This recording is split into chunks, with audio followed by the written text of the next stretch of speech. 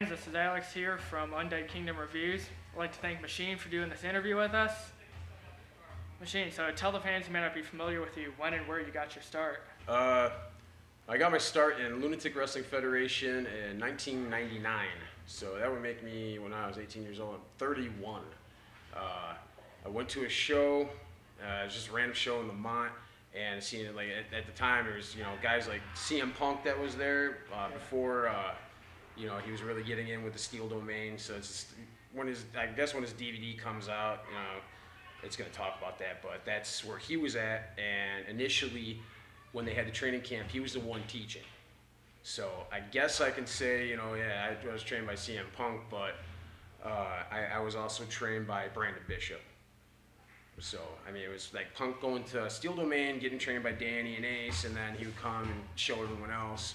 So, I mean, I would say he had a lot to do with me, and how I came about, and stuff like that. And then Brandon Bishop came in and really polished me up. And then it took me probably, a lot of other years to finally, get to the point where I'm at now. I finally get it, so. So you were a fan growing up then, so who were some of your influences? A lot of the big guys, like Big Van Vader, the Road Warriors, Bruiser Brody especially, when I was a little kid. I heard my mom always talking about him, and seen him a couple of times, and then I heard that he passed away. I was really young when that happened, but those guys were influences on me greatly. It was all the big guys, so, because I was a big kid. So if you had to pick one point, though, what would you consider like your big break? What do you mean, like in wrestling wise? Yeah. Actually, years ago when I wrestled Double M Magnificent Mike, I don't think anybody. Some people might remember him. He was in LWF, and that was like my first. How can I say, breakout match where everyone could see, wow, this guy knows what he's doing. He's a monster. So that was probably about, I don't know, 8-9 years ago, 100 pounds ago. So. Yeah. So back in the day when you were, early days of like underground wrestling and blitz wrestling, you wore the mask and came out with a machete. Oh yeah. What made your choice to go from the mask and machete to just coming out without it now? Actually, it was a lot to do with I was overweight. I was probably about a good 380 pounds, and I couldn't move as much, and if you can't do as much, you have to have something to go with it. I always wore the mask. It was something, a part of me that I always came up with. That how I came up with this. Probably another question you're going to ask me. How did you come up with machine gimmick? I was watching 8mm, the movie with Nicolas Cage, and they had the character Machine in it, and I was trying to figure something out. There's the name, and then it was a couple years later that I actually was able to find the mask. And I put the hair in it because my favorite band is Slipknot. Yeah. So that's how the hair and leather mask came about and stuff like that. But going for like the old Corey Taylor look. Yeah, and to go back to the question you were asking me was, I came out with the machete because I was a fan of horror movies, still am, and who's gonna mess with a guy coming out with a machete? Yeah. Scaring all the little kids in the audience. Exactly. It goes back to like watching old stuff with Leatherface in Japan when he had the chainsaw. He's chasing all the Japanese fans with the chainsaw, and it took off. For all intents and purposes, it really helped me out. And then when I dropped it is when I started, when I started losing weight. Just kind of kept on dropping weight, and I noticed, I can work better. I can move better. I really don't need what I would call them crutches. Yeah. So pretty much that's all they were was a crutch. So. Okay. So it's like today in the indie scene, though, do you think it's oversaturated with how many promotions there are running at the same time? Oh yeah, definitely. It's especially when I first started, there was still Illinois State Athletic Commission, so you really didn't have too many choices of what you can go see. You had Windy City, PWI, which is now PCW, and then LWF. Those are your three. And then now, after the commission went away, it's like all of a sudden, it's like clockwork. It's like once here, one guy gets mad, and then starts his own promotion, and another guy gets mad at that promotion and starts his other promotion, and it's like a domino effect. It's a lot of oversaturation, but it gives guys, places to work, I guess. But at Yeah. the same time, you know, you have companies with good guys, you know, and the draw is not too good, and then you have a company that has a lot of guys, I'm going to be honest, that suck, you know, and the draw's even lower, but still, I'm rambling, I'm sorry. They, you know, it's putting the bad guys out there, and people see that, and it puts us in a bad light, you know, because people see, you know, the bad workers trying to work, and it turns people off. Yeah, because there's so many promotions that not everyone's going to go to every single promotion. Most Yeah. people just pick one or two, and And that's their viewpoint on it then. Exactly. So, I mean, you think the statement's true that if just someone owns their own boots and have a friend in the business that they're a wrestler? You find that a true statement now? Yes. Give me a high five. That's exactly what it is. Now it's, you can, you know, I can just go to high spots and get myself some tights, boots, and some guys just wrestle in gym shoes. Just street clothes and gym shoes. That's all you Yeah, need. You don't even need tights anymore. No, and you wear the pants and the shoes, and I just want to punch you in the face. Maybe if more people were like you, then indie promotions would run better. I don't know. I'd say like, you know, like me. I mean, because I don't know. I'm very hard on myself. So, like, it's like the guys that make wrestling what it is, you know, like companies like Ring of Honor. You know, it's like it's wrestling. You know, I'm not knocking, you know, what's on TV right now, because there's a lot of guys that came from there, that actually came from around here that, you know, are on TV, especially that are in developmental, like guys like CM Punk, Bryan Danielson. They had spent years on the indies, Yeah. you know, just toiling, and finally they got that chance, and look at them. And then you got guys like Chris Hero that's in developmental, Tyler Black, Claudio Castagnoli's now on TV. And it's, you know, it's, now I think now it's they're seeing that the indies that pick guys from the indies instead of just picking bodybuilders. Yeah. I don't even know if that was a question you asked me. No, but it works. But then on the side note, you have people like CM Punk that now that they're huge, they want to just neglect any from the indies. They don't want to think about any of it or refer back to any of it. I don't know if you could say it's him not wanting to refer to it, or maybe it's because he's told not to. I mean, there's always Vince two. controls them. Yeah, I mean, well, obviously, it's a lot of stories I hear is Vince controls you. You know, he's paying you, so you got to do what he says. Yeah. But out of all the indie promotions, past or present, which are some that you've worked for? Well, of course, here for ARW, which is where we're at now, Pro Wrestling Blitz, Vanguard Wrestling All-Star Alliance, I used to work for them. Just a lot of companies. A few in Tennessee. I think I worked once or twice in Ohio, Wisconsin. I've kind of stayed in the Midwest. Yeah. It's kind of by choice, because, you know, I have, everyone knows it's, you know, wrestling doesn't pay the bills sometimes. So, so you have to have a real job, you know, something to fall back on. So I'm just being honest. Yeah. So it's, you know, I have a job, you know, this is for me, you know, I do take it serious, but, you know, it's fun.